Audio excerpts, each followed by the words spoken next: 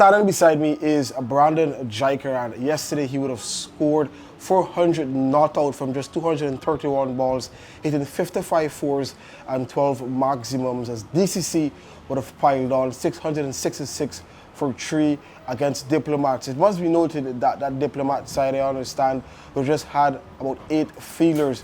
But at the end of the day, as Brandon would know, 400 is a special number in cricket, especially for West Indies fans.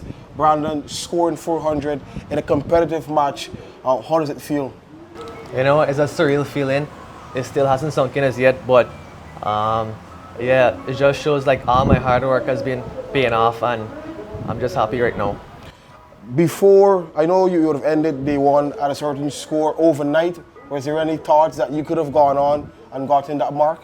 Yeah, at the end of day one, I think I finished on 185 not out. And when I went home, you know, my parents, they spoke to me and they were just telling me to make 200, you know, but I'm not really one to chase personal milestones. I just came the next day, I got it 200, and then my coach told me I have like an hour and a half to bat, so I was just trying to get as much runs as possible within that time frame. So when did the belief and that the reality stepped in that, look, I could actually score 400, and how were the nerves as maybe got into 350s, 390s? Yeah, I started to believe around like 360 that, you know, I could actually reach the 400 mark.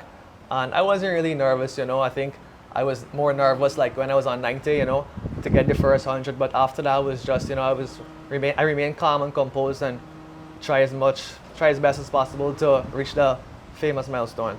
What kind of confidence scoring 400 in a competitive game? I know the opposition obviously may not have been the strongest. At the end of the day, you still went out and got 400. What did you take away from that as you looked, you know, obviously while you want to break into that national team? Yeah, it means a lot to me. I think it's just like sticking to the process, keeping it simple.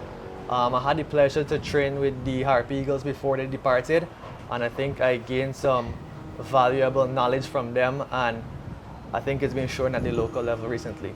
Yeah, and just a quick word on teammate Lomar Seecharan, 12 years old, scoring 100. It's on probably the youngest to score 100 at the second division level. Any comments about him and his future ahead? Yeah, I think the future for him is bright, you know. Just 12 scoring 100, I think in only a second division match. So it's really commendable for him, you know. He showed great patience and resilience.